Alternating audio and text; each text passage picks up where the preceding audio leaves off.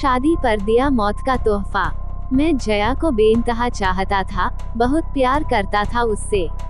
इतना प्यार कि मैं पागल हो गया था उसके लिए। अपने जीते जी मैं उसे किसी और की जागीर बनते नहीं देख सकता था, इसलिए मैंने उसे मौत के घाट उतार दिया। कहते कहते अनुराग पल भर के लिए रुका, फिर आगे बोला, अब ज्यादा से ज्यादा क्या होगा, फांसी हो जाएगी। मुझे फांसी भी मंजूर है, कम से कम एक बार में ही मौत तो आ जाएगी। वो किसी और की हो जाती तो मुझे रोज रोज मरना पड़ता। पुलिस हिरासत में ये सब कहते हुए अनुराग नामदेव अपना गुनाह कबूल कर रहा था या फिर अपनी मोहब्बत की दास्तां सुनाकर दिल की भड़ास निकाल रहा था, समझ पाना मुश्किल था। उसकी ये बातें सुनकर वहां मौजूद पुलिसकर्मी भी हैरान थे। वजह ये कि इस कातिल के चेहरे पर शर्मिंदगी या पछतावा तो दूर की बात, किसी भी तरह का डर नहीं था। पुलिस हिरासत में अच्छे अच्छे अपराधियों के कसल ढीले पड़ जाते हैं, पर अनुराग का आत्मविश्वास वाकई अनूठा था। उसकी हर बात जया से अपनी मोहब्बत के इर्द गिर्द घूम रही थी, मानो दुनिया में उसके लिए जया और उसके प्यार के अलावा और कुछ था ही नहीं। लालघाटी क्षेत्र भोपाल का वह हिस्सा है जहां शहर खत्म हो जाता है और उपनगर बैरागढ़ शुरू होता है। लालघाटी का चौराहा और रास्ता दोनों भोपाल इंदौर मार्ग पर पड़ते हैं, जहां 24 घंटे आवाजाही रहती है। एयरपोर्ट भी इसी रास्ते पर है और शहर का चर्चित वीआईपी रोड भी इसी चौराहे पर आकर खत्म होता है। पिछले 15 सालों में लालघाटी चौराहे और बैरागढ़ के बीच करीब 2 दर्जन छोटे बड़े मैरिज गार्डन बन गए। इन्हीं में एक है सुंदरवन मैरिज गार्डन। शादियों के मौसम में यह इलाका काफी गुलजार हो उठता है। रास्ते के दोनों तरफ बारातें ही बारातें दिखती हैं। घोड़ी पर सवार दूल्हे, उनके आगे नाचते गाते बाराती और आसमान छूती रंग बिरंगी आतिशबाजी। नजारा वाकई देखने वाला होता है। शादियों के चलते इस रास्ते पर ट्रैफिक जाम की समस्या आम बात है।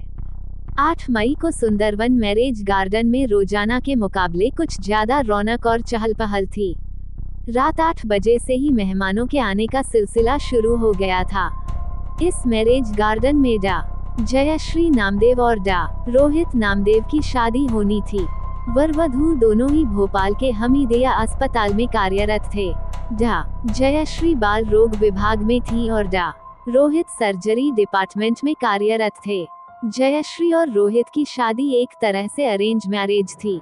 जयश्री नामदेव 4 साल पहले ही जबलपुर मेडिकल कॉलेज से पीजी की डिग्री लेकर भोपाल के हमीदिया अस्पताल में बाल रोग विशेषज्ञ के पद पर तैनात हुई थी।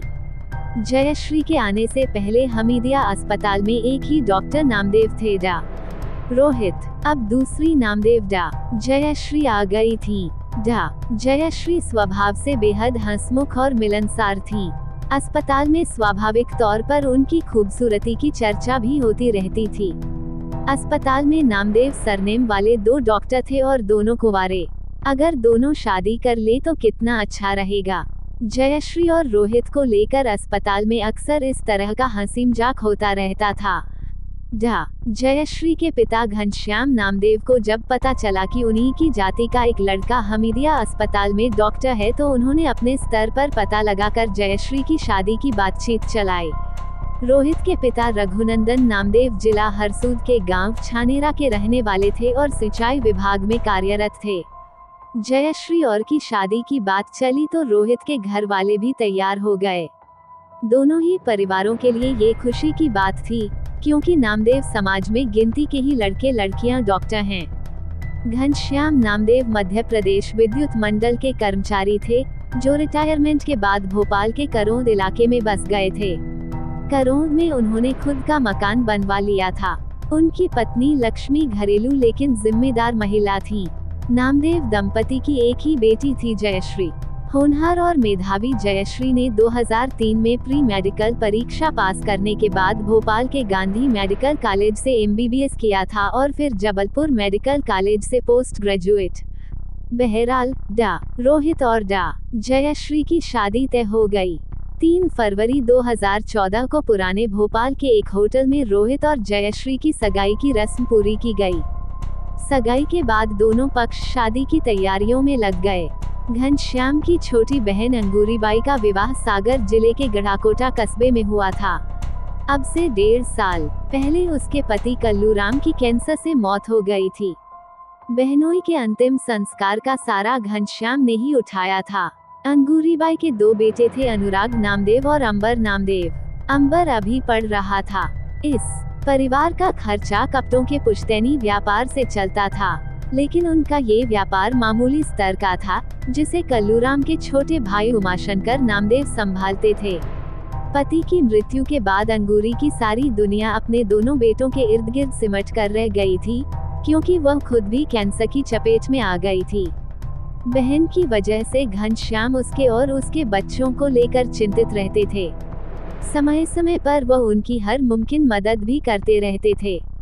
जब कल्लूराम जीवित थे तो दफा उन्होंने घनश्याम से अनुराग की नौकरी के लिए बात छेड़ी थी। इस पर उन्होंने उसे भोपाल आकर बैंकिंग की कोचिंग लेने को कहा था। अनुराग को सहूलियत ये थी कि रहने और खाने पीने के लिए मामा का घर था। घनश्याम ने कोचिंग की फीस देने के लिए भी कह दिया था। ये सन 2005 की बात है। तब जयश्री MBBS के दूसरे साल में थी। मामा से बातचीत के बाद अनुराग भोपाल आ गया और सबधानी कोचिंग इंस्टीट्यूट में पढ़ाई करने लगा। मामा मामी और ममेरी बहन जयश्री उसका पूरा ख्याल रखती थी। सभी को उसके घर के हालात की वजह से सहानुभूति थी। कोचिंग के दौरान एक बार अनुराग गंभीर रूप से बीमार पड़ा तो जयश्री और उसके मामा मामी ने उसे हमीदिया अस्पताल में भर्ती करवाया। उसकी देखभाल से लेकर उसके इलाज का सारा खर्च भी उन्होंने ही उठाया। मामा के यहाँ रहते हुए अनुराग जयश्री को एकतरफा प्यार करने लगा था। कोचिंग के बाद अनुराग का चयन HDFC बैंक में PO के पद पर हो गया। उसे पोस्टिंग मिली सागर में। नौकरी ज्वाइन करने के बाद वह सागर के पौश इलाके सिविल लाइंस में किराए का मकान लेकर रहने लगा। लेकिन सागर जाने के बाद भी भोपाल से उसका नाता नहीं टूटा। अनुराग जयश्री को प्यार से जया कहता था, लेकिन उसका ये प्यार एक भाई का नहीं, बल्कि एक ऐसे आशिक का था, जिसे न तो रिश्ते नातों का लिहाज था और न मान मर्यादाओं की परवाह। दरअसल अनुराग मन ही मन जयश्री को चाहने लगा था और यह मानकर चल रहा था कि वह भी उसे चाहती है। नजदीकी रिश्तों में इस उम्र में दैहिक आकर्षण स्वाभाविक बात है, पर समझ आने के बाद वह खुद ब खुद खत्म हो जाता है। लेकिन अनुराग ये बात समझने को तैयार नहीं था कि हिंदू सभ्यता में सामाजिक रूप से भी और कानूनी रूप से भी ऐसे रिश्तों में प्यार, सेक्स और शादी सब कुछ वर्जित है। अनुराग ने जब अपना प्यार जयश्री पर जाहिर किया तो वह सकते में आ गई। अनुराग उसका फुफेरा भाई था और जयश्री को सपने में भी उससे ऐसी उम्मीद नहीं थी। जयश्री ने अपने स्तर पर ही अनुराग को समझाने की कोशिश की, लेकिन अनुराग आसानी से समझने वालों में नहीं था। जब भी मौका मिलता वह उससे अपने प्यार की दुहाई देकर शादी की बात कहता रहता। जब अनुराग जयश्री पर बराबर दबाव बनाने की कोशिश करने लगा तो मजबूरी में उसने यह बात अपने माता पिता को बता दी। हकीकत जानकर लक्ष्मी और घनश्याम के पैरों तले से जमीन खिसक गई। फिर भी उन्होंने बेटी को सब्र और समझदारी से काम लेने की सलाह दी और जल्दी ही इस परेशानी का हल निकालने का भरोसा दिलाया। निकट की रिश्तेदारी का मामला था, ऐसे में इसका एक ही रास्ता था कि अंगूरी से बात की जाए ताकि संबंध खराब न हो। बात की भी गई। बड़े भाई के उपकारों तले दबी अंगूरी ने उन्हें आश्वस्त किया कि वह अनुराग को समझाएगी, लेकिन अनुराग के तथाकथित प्यार का पागलपन समझने समझाने की हदें पार कर चुका था। मां के समझाने पर वह मान भी गया, पर दिखावे और कुछ दिनों के लिए। वक्त गुजरता रहा, लेकिन अनुराग के दिलो दिमाग से ममेरी बहन जयश्री की प्रेमिका की छवि नहीं मिट सकी। मायूस होकर वह लुटे पिटे आशिकों की तरह दर्द भरे गानों और शेरो शायरी में अपने बीमार दिल की दवा ढूंढने लगा, लेकिन इससे उसका दर्द बढ़ता ही गया। 3 फरवरी को जयश्री और रोहित की सगाई थी। जयश्री के पिता घनश्याम ने इसकी भनक अनुराग को नहीं लगने दी, लेकिन रोहित ने सगाई के 2 दिनों बाद 5 फरवरी को अपनी सगाई के फोटो फेसबुक पर शेयर किए तो उन्हें देखकर अनुराग बिफर उठा। उसे ऐसा लगा जैसे किसी ने उसके जख्मों पर नमक छिड़क दिया हो। उसने बगैर वक्त गंवाए घनश्याम और जयश्री से संपर्क करके न केवल शादी की अपनी बेहुदी ख्वाहिश जाहिर की, बल्कि न मानने पर उन्हें देख लेने की धमकी भी दे डाली। उसकी बात सुनकर घनश्याम चिंता में पड़ गए। उनकी समझ में नहीं आ रहा था कि क्या करें, क्योंकि कोई कानूनी कार्रवाई करते तो बदनामी का डर था। वैसे भी एक तो सगी बहन के लड़के का मामला था, दूसरे ऐसे मामलों में बात उछलने पर बदनामी लड़की की ही होती है। जयश्री इसलिए ज्यादा चिंतित नहीं थी, क्योंकि उन्होंने अपने मंगेतर रोहित को अनुराग के बारे में सब कुछ बता दिया था। यह एक पढ़ी लिखी युवती का अपने भविष्य और दाम्पत्य के मद्देनजर समझदारी भरा कदम था। उधर फेसबुक पर जयश्री और राहुल की सगाई के फोटो देख कर अनुराग का जुनून और बढ़ता जा रहा था। धमकी के बावजूद घनश्याम और जयश्री पर कोई असर न होता देख वह और भी बौखला गया था। उसे लग रहा था कि अब जयश्री उसे नहीं मिल पाएगी। दूसरी ओर भोपाल में शादी की तैयारियों में लगे घनश्याम चिंतित थे कि कहीं अनुराग कोई बखेड़ा न खड़ा कर दे।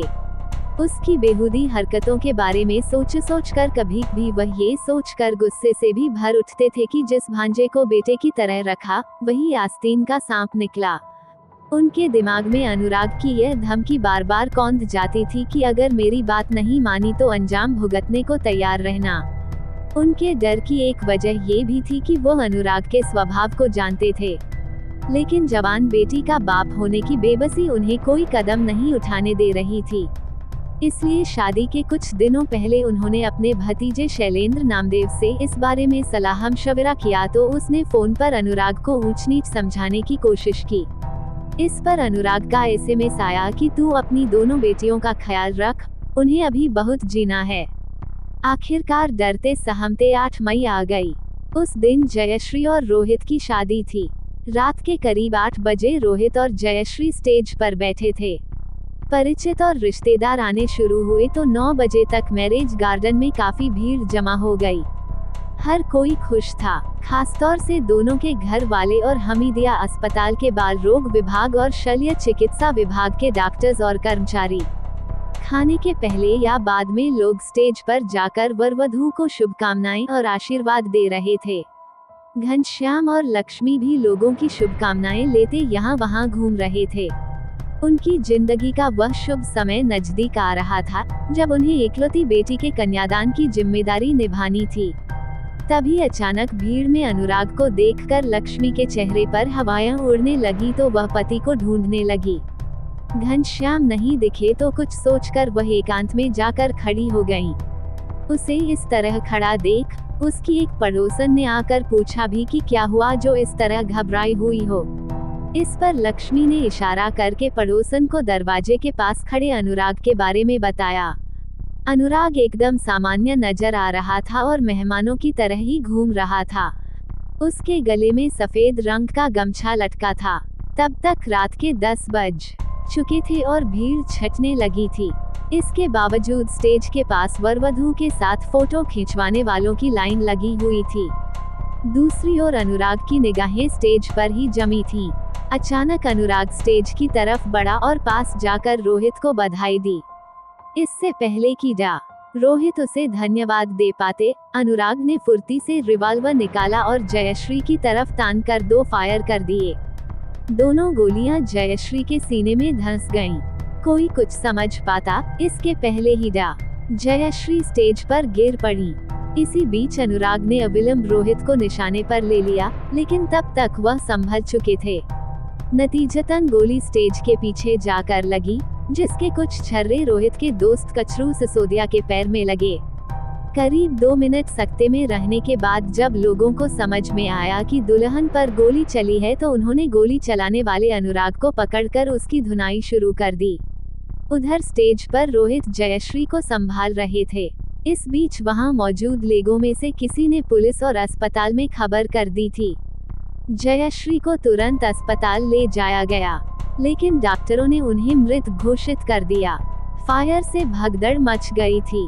डर कर कई लोग वहां से भाग भी गए थे। जहां कुछ देर पहले तक हंसी मजाक चल रहा था, रौनक थी, वहां अब सन्नाटा पसर गया था। स्टेज पर रखे तोहफे और गुलदस्ते जयश्री के खून से संग गए थे। गुस्साई भीड़ ने अनुराग की जमकर धुनाई की थी, जिससे वह बेहोश होकर गिर गया था। पुलिस आई तो पता चला कि वह जिंदा है। उसे तुरंत इलाज के लिए अस्पताल ले जाया गया। अब तक किसी को यह नहीं मालूम था कि अनुराग दुल्हन का ममेरा भाई है। दूसरे दिन जिसने भी सुना, स्तब्ध रह गया। अपनी ममेरी बहन को माशूका मानने वाले इस सिरफिरे आशिक की चलाई 2 गोलियों की गूंज भोपाल में ही नहीं, पूरे देश भर में सुनाई दी। जब जयश्री की मौत की पुष्टि हो गई तो रात 2 बजे रोहित और उसके पिता बारात वापस लेकर अपने गांव छानेरा चले गए। एक ऐसी बारात जिसके साथ दुल्हन नहीं थी। बाद में पता चला कि वारदात के दिन अनुराग सागर से अपने एक दोस्त की मोटरसाइकिल मान कर लाया था और देसी रिवाल्वर उसने कुलदीप नाम के एक दलाल से 17,000 रुपए में खरीदी थी। कत्ल की सारी तैयारियां उसने पहले ही कर ली थी। सुंदरवन मैरिज गार्डन में प्रवेश के पहले ही वो पूरी रिहर्सल कर चुका था। उसे इंतजार बस मौका मिलने का था, जो उस वक्त मिल गया जब रोहित और जयश्री स्टेज पर लोगों की शुभकामनाएं ले रहे थे। पुलिस हिरासत में अनुराग ने बताया कि जैसे ही जयश्री ने राहुल के गले में माला डाली, मैंने अपना आपा खो दिया था। मुझे नहीं मालूम कि लोगों ने मुझे मारा भी था। मैं तो खुद को भी गोली मारने वाला था, लेकिन मौका नहीं मिला। घायल अनुराग को हमीदिया अस्पताल के बजाय दूसरे अस्पताल में भर्ती कराया गया था। दरअसल पुलिस को डर था कि कहीं अस्पताल के लोग उसे मार न डालें, क्योंकि जयश्री वहां काम करती थी। इस बीच कोहेफिजा थाना पुलिस ने उसके खिलाफ जयश्री की हत्या का मामला दर्ज कर लिया था। दूसरे दिन पोस्टमार्टम के बाद जब जयश्री की अर्थी उठी तो नामदेव दंपत्ति का दुख देख सारा मोहल्ला रो उठा। लक्ष्मी और घनश्याम रह रहकर बेटी की अर्थी पर सिर पटक रहे थे। हमीदिया अस्पताल में भी मातम छाया था। एक तरफा प्यार में डूबा अनुराग दरअसल मनोरोगी बन गया था। जिस जुनून में उसने वारदात को अंजाम दिया था, उसे इरोटोमेनिया भी कहते हैं और डिल्यूजन ऑफ लव भी। इस रोग में मरीज अपनी बनाई मिथ्या धारणा को ही सच मानकर चलता है और किसी के समझाने पर भी नहीं मानता। ऐसा मरीज बेहद शातिर और खतरनाक होता है। जयश्री और अनुराग के बीच में क्या कभी प्रेमिल संबंध रहे थे, जैसा कि अनुराग कह रहा है, इस बारे में कुछ नहीं कहा जा सकता। बहरहाल सच जो भी रहा हो, जयश्री के साथ चला गया। घनश्याम नामदेव ने बदनामी से बचने की जो कोशिश की थी, वह उन्हें काफी महंगी पड़ी। अगर वो वक्त रहते भांजे के खिलाफ कानूनी कार्रवाई करते तो जयश्री बच सकती थी।